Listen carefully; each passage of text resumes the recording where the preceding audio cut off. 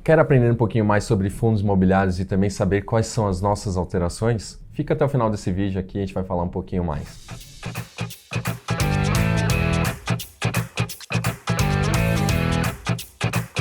Olá a todos, bom, vamos falar aqui mais um vídeo sobre a nossa carteira recomendada de fundos imobiliários agora entrando para o mês de setembro. E junto comigo aqui, usualmente sempre, Gabriel Ribeiro. Como vai, Gabriel? Tudo bem, Glauco? Tudo bem, gente? Como é que tá? Bom, vamos falar de fundo imobiliário. Apesar do mês agora, a gente está gravando, né? Sexta-feira, o último dia útil ali de agosto. Fundo imobiliário, de certa forma, comparando, né, o IFIX, não foi um mês tão bom, né? A gente teve ali um desempenho que tá aí para encerrar o mês no tom negativo, né? Só como efeito comparativo, né? Quando a gente olha, a gente estava com uma série tão forte, né, nos últimos meses. O IFIX, a última vez que ele caiu foi no ano passado. Em setembro. Lembra? Ali, né? Um pouco antes das eleições, foi a última vez que o IFIX caiu. E agora, se tudo mais constante, a gente vai fechar com um IFIX um pouco negativo esse mês, né? Não tanto, né? Só como chegou exemplo, a cair mais de 1,70, mas a gente está agora ali com 0,50 de baixa. Né? 0,54 acho que foi quando a gente estava olhando como base ontem, né? Quinta-feira, dia 28. Bom, mas independente, acho que talvez esse curto prazo, o índice como um todo, na média, não foi tão bem. Eu acho que também não dá para assim, desqualificar, enfim, colocar uma posição que agora fundo imobiliário, enfim, não está numa posição tão positiva. Eu confesso aqui que eu sou um grande entusiasta com fundo imobiliário.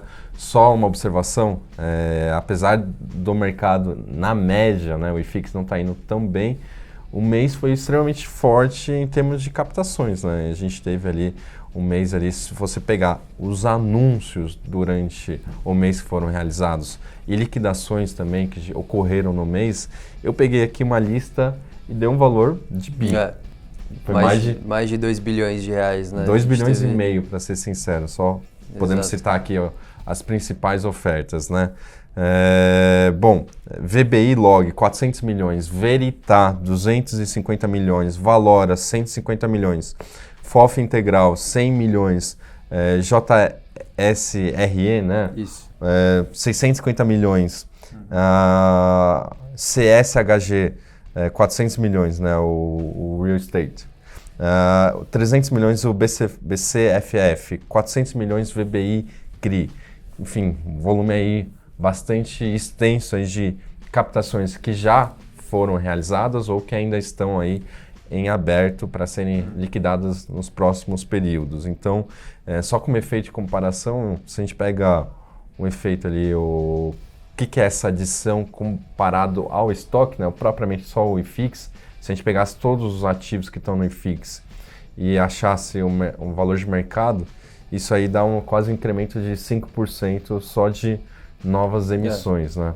Então, o market cap do IFIX hoje é 42 bilhões, então esses 2 bi e meio aí é um incremento bem importante, né? Dentro do IFIX. Mostrando ali liquidez cada vez mais crescendo, né?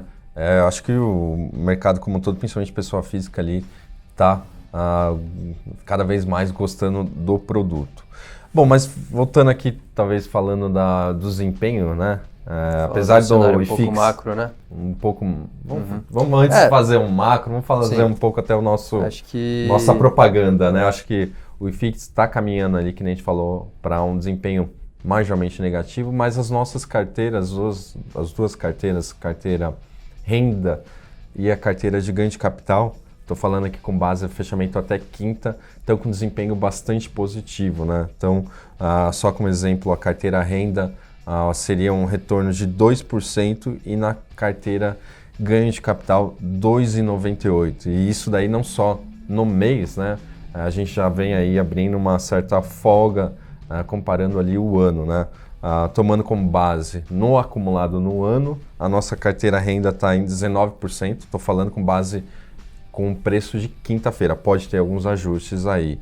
19% na carteira renda e na carteira ganho de capital 16%. E só como efeito comparativo, o IFIX arredondando aí 12,5%. Então, de certa forma, acho que a gente conseguiu aí ter uma boa escolha aí dos ativos principalmente acho que um ativo que a gente ficou até em dúvida no mês passado na carteira lá. Muita gente questionou o KNRI, porque a gente fez a introdução. Porque a gente trocou um pelo outro, né? Exatamente. O HGRI, que a gente trocou ele pelo KNRI, ele caiu esse mês, mas foi por causa da oferta que ele estava fazendo. É normal ter uma pressão nas cotas. E o KNRI teve um desempenho bem positivo, acho que vai subir entre 3% e 3,5% esse mês. Então acho que foi uma boa troca que a gente fez, ajudou bastante a nossa carteira, né? Exatamente. Bom, o que a gente pode falar aqui? O que foi o mês de agosto em termos de macro? O que a gente pode falar em termos de expectativa de setembro aí? O que você compartilha aí?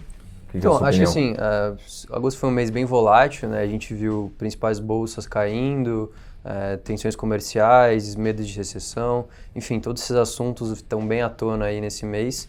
A gente falando por que o IFIX caiu esse mês, muito porque acho que a gente viu uma abertura da taxa de juros de novo, né? Os DIs futuros vinham caindo bem forte nos últimos meses, esse mês de estresse um pouco maior, as taxas voltaram a abrir e como a gente sempre comenta aqui nos vídeos, a taxa de juros e o IFIX são muito sensíveis um pelo outro. Sim, né? Uma relação muito próxima. Uma relação muito próxima ali, então se as taxas sobem, o IFIX tende a cair, é um movimento normal de mercado. E só uma ponderação, desculpa te interromper, acho que eu colocaria também um ponto adicional ali. Se tem várias captações, né? A grande parte aqui se tratam de captações de novas emissões, né? Então, quando tem uma oferta, que de vez em quando você tem uma pressão no curto prazo. Então, alguns fundos tiveram, acho que um desempenho mais negativo. E até os fundos que você comentou que fizeram essas ofertas são fundos que têm um peso relevante no IFIX, né? Sim. Então, a gente tem esse adicional aí que deu um tom mais negativo. Agora, falando de indicadores, a gente teve IGPM negativo esse mês, então uma deflação de 0,67. Pode impactar aí a distribuição de dividendo dos fundos de título, principalmente os que têm CRIs ligados a IGPM.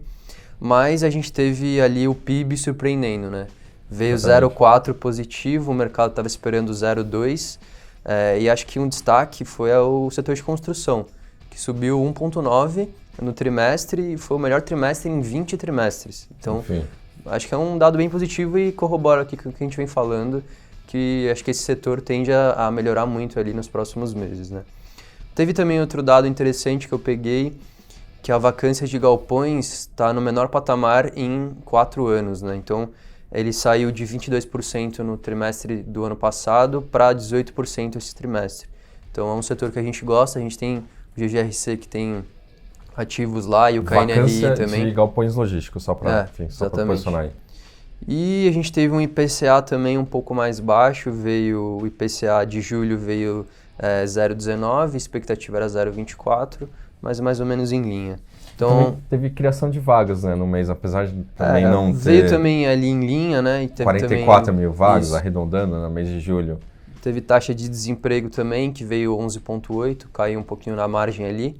Acho que se você arriscar, mostrando que, de certa forma, aparentemente a nossa economia voltou a crescer um pouco, né? Exato. A gente não pode, talvez, soltar rojões no sentido de comemorar de uma forma tão entusiasta, mas aparentemente ali está voltando aos poucos a economia, né? E isso é bastante importante quando a gente fala e trata ali de fundos imobiliários, né? A gente teve uns últimos anos com um desempenho bastante positivo, em grande parte pelo fechamento da taxa de juros, só que de certa forma o lado real ainda dos ativos ainda não tiveram o mesmo desempenho, né? Então, aos poucos, a gente coloca ali a tese em grande parte como o mercado acredita, acho que a vacância tende a diminuir, né? O número de ofertas, principalmente corporativos, também logístico, né? Também crescimento mais forte ali, principalmente no mercado de consumo digital.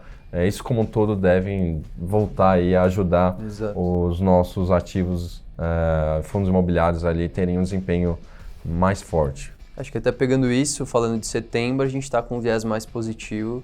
A gente continua achando que o IFIX ainda está atrativo, ele ainda não precificou toda essa queda dos juros, então a gente continua com um viés positivo. A gente gosta de destacar aquele número, né? Quando a gente compara o dividend yield do IFIX médio, né, e compara com uma NTNB longa, a gente vê que ainda o spread, de certa forma, ainda está bem próximo do que era no passado, mais ou menos 3%, né? Isso.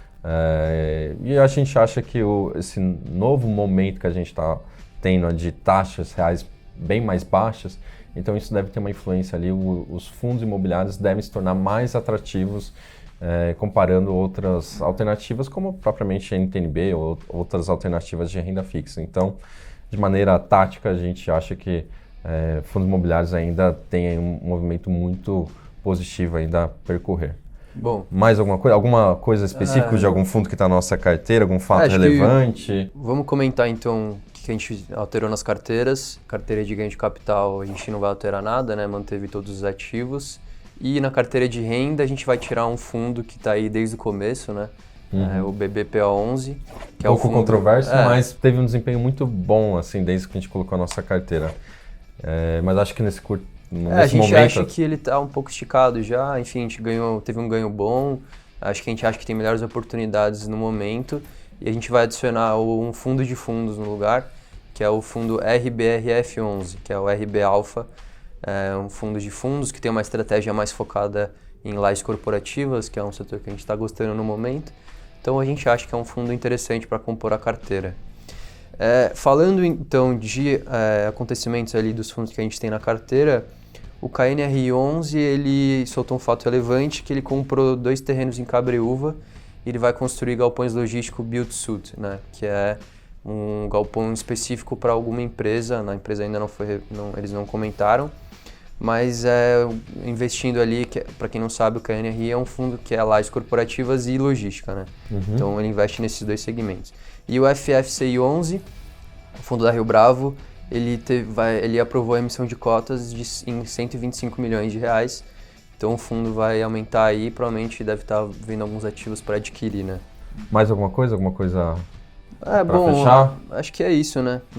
Lembrando sempre que você tem nosso documento ali na descrição do vídeo, tem lá todos os nossos racionais, todos os ativos, e sempre dá o like no vídeo, né? Comentar aí. O último vídeo teve bastante comentário, né? A gente teve uma interação aí. Acho que é legal, a gente sempre responde todos os comentários.